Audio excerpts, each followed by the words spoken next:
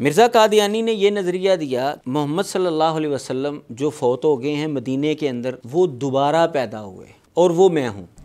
یہ ہندوؤں کا جو عقیدہ آوا گون کا کہ ایک بندہ مرنے کے بعد دوبارہ جنم بھی لے سکتا ہے، تیسرا جنم بھی، 7 جنموں کا عقیدہ آپ نے سنا ہوگا۔ یہ قادیانیوں نے خود تسلیم کیا۔ غلام رسول راجے کی جو ان کا بہت بڑا مناظر گزرا ہے، اس نے کہا یہ فضیلت ہے نبی علیہ الصلوۃ والسلام کی کہ وہ دوبارہ پیدا ہو۔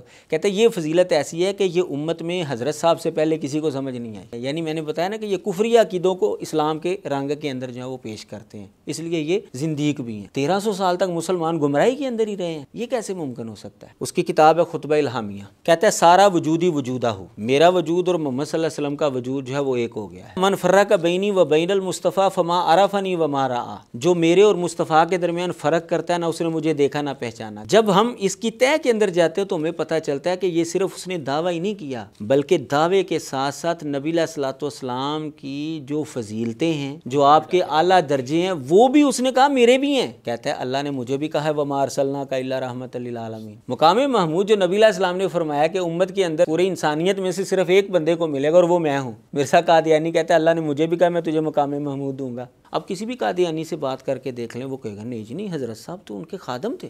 اب یہ کیسے خادم ہیں بھائی؟ نبی علیہ الصلوۃ والسلام کی جو اصطلاحات ہیں اسلامی وہ اپنے لیے استعمال کر رہا ہے۔